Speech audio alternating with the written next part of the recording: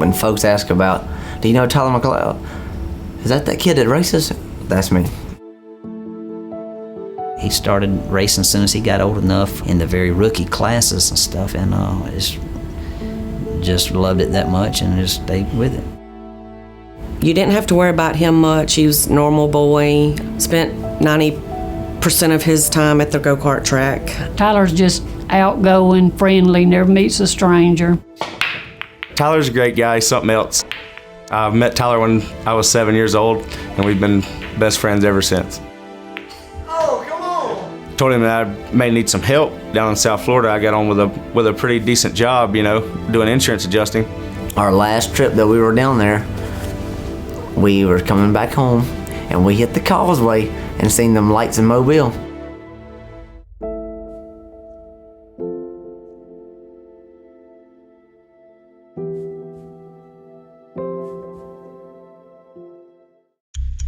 Mobile County EMS and Fire, what is the address of your emergency?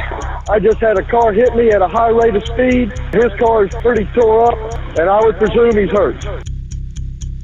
When we got there, the left side of the car, the driver's side of the vehicle, had significant damage to it, and the front of the vehicle had significant damage to it. He was in the driver's seat and looked to be unconscious when we first pulled up. Pritchard Fire Department had to extricate him out of the driver's side. The door wouldn't open on its own. The right side of his head was very bloody, large laceration, looked to be a possible skull fracture involved. And we knew we had to get him out of there and get him out of there quick. And my phone rings, and it was a friend of mine. She said, have you talked to Tyler? I was like, yeah, I just left him an hour and a half ago. She's like, no, like within, the last few minutes. I said, no. And she said, well, some guy just called my phone and said that he had been in an accident. When we got him into the back of the ambulance, we realized he was even worse off than what we initially thought. We had more lighting, we could actually see him. We evaluated him from head to toe to make sure we wasn't missing any injuries, but everything seemed to be in the bulk of his problem was going to be his head. So I called his phone, calling his phone, nobody's answering. I called Jake, couldn't get in touch with him, so I called his dad. So I said, you know what, I'm gonna get in my truck and I'm just gonna go ahead and drive the highway. Before we left the scene, we made sure we knew what was going on with him. We went ahead and got 2 large bore IVs in him. We got him on oxygen to help maintain his airway and make sure he was perfusing properly, and to try to replace some of the blood he was losing because he was bleeding pretty heavily from his head at that point. And it looked like a large scalp laceration with what appeared to be a skull fracture. So we put a bulky dressing over the top of it to kind of tamponade off the bleeding and try to keep him stable and route to the hospital and try to replace some of the fluids he was losing at that point. By the time I had driven all the way back onto that main highway of I-110, I seen the lights as soon as I rounded that corner. I says, where did they take him? He said, the USA Hospital. At that time, I thought it was really kind of touch and go, because with head injuries, it can go one way or the other, and it can go that way very quickly. So that's why we made sure we had double lines in place and everything. We wanted to be prepared for any eventuality and to make the transfer once we got to the hospital as seamless as possible. It wasn't very long. The transport time was pretty short because the distance was probably less than 4 miles from where we were at to the hospital.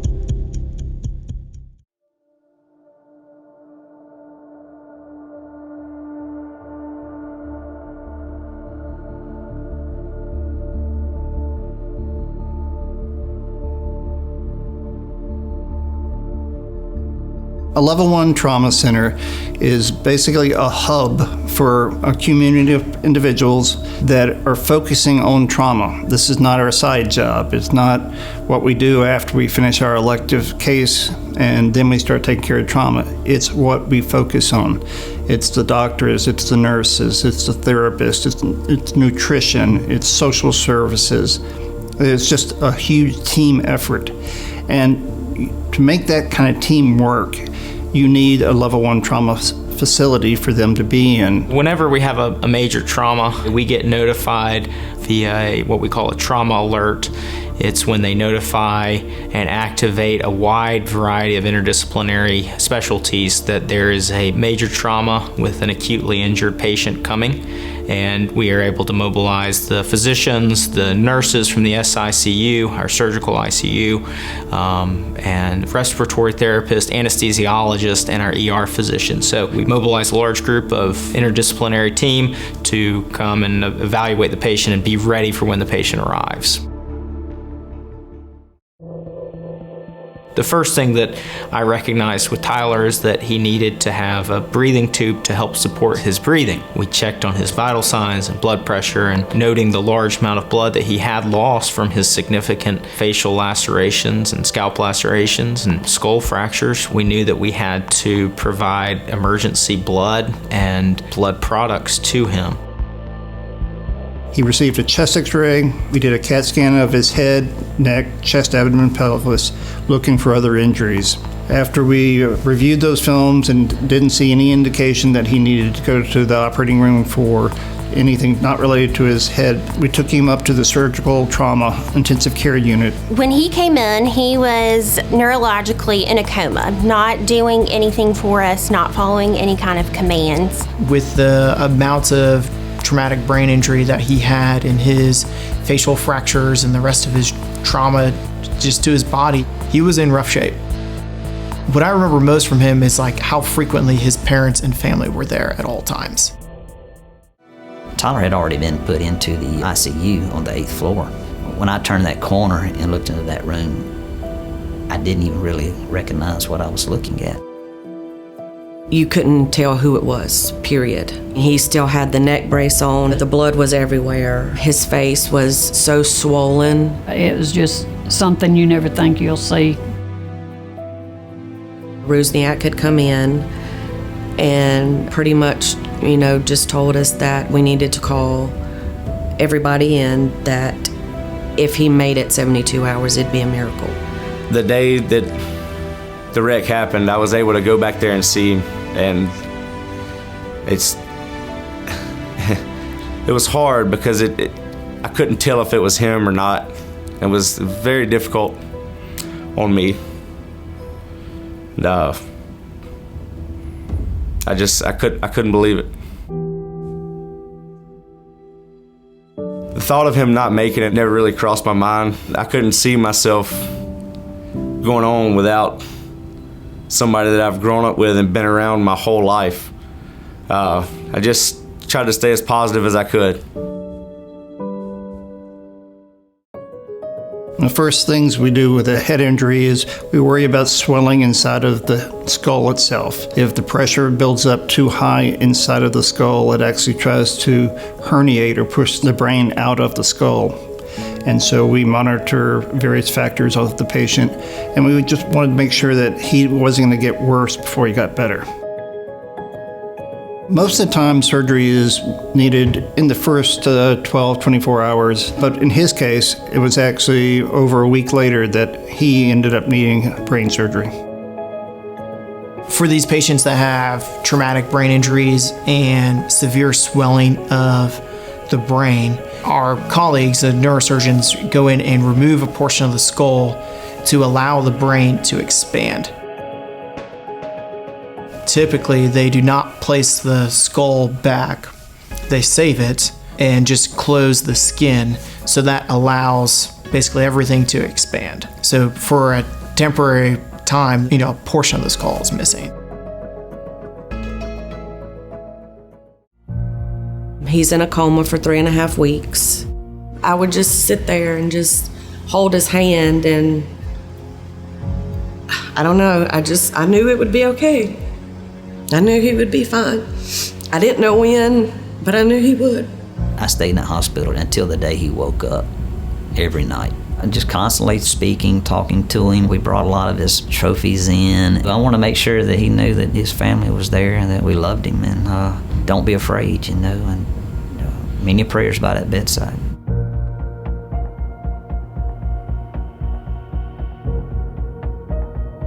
By this time, we would kind of, leave for a few hours, go home. Me and his dad would swap or whatever. And it was my turn, and they closed the ICU off from 6 to 8 in the morning and 6 to 8 at night. And I'm sitting there just waiting. His dad was on his way. And the nurse comes out maybe 30 minutes later. She comes out and she says, he's awake. The very day that my eyes opened up, I stood up on the side of my bed. So I'm still in shock. So I go up, I talked to his physical therapist. She said, yes. She said, I went in, he woke up. She said, I sat him up on the edge of the bed where he's sitting there. And she said, I asked him, did he want to stand up? And he said no, but then he just stood up. And Tyler's mother called me, Julie, and she said, I got some good news for you. I said, what's that? She said, Tyler's awake. I said, are you kidding me? She said, he is sitting in a chair. I said, you do what? She said, they have him sitting up in a chair. It was tear-bound joy right then. I'm like, thank you, God, you know. You know, I got a text from his mom that said he was conscious, you know, and I rushed to the hospital. That's when I knew, you know, we're getting there. I couldn't walk. I'd lean to the side. All my balance was shot. I had to regain all of my balance, my motor skills. As far as progressing, he did so great with physical therapy. We were using a slide board, putting him over in a chair, had him sitting up, and he did great with that. Worked with occupational therapy, really, you know, working on getting that strength back in all of his muscles, and he did amazing with that. I gained everything back really, really fast.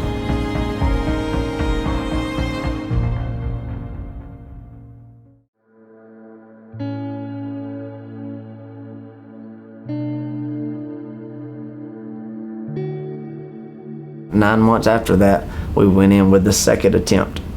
Same thing. That thin spot on my head started easing back open. Well, it started out as a pinhole. We were going to try to fix the hole.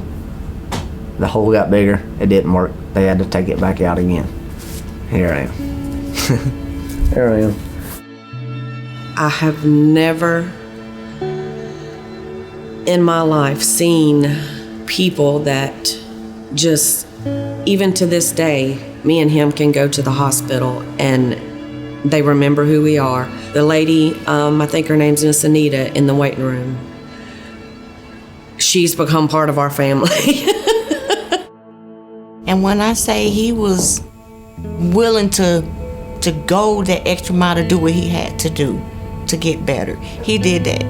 And his parents stuck by him. They really did. Everybody, grandmother, mom, dad, everybody.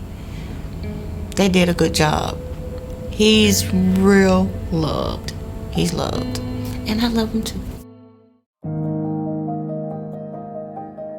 I think it's just amazing to see someone so critically ill when they first come in that they are moments away from death, and to just slowly turn that around. But it's tribute to his family and to like the EMS and my colleagues and the nurses who received him in the trauma bay and basically stabilized him to being in the ICU for a long time and eventually going to rehab. It's a lot of people, but it's still pretty incredible.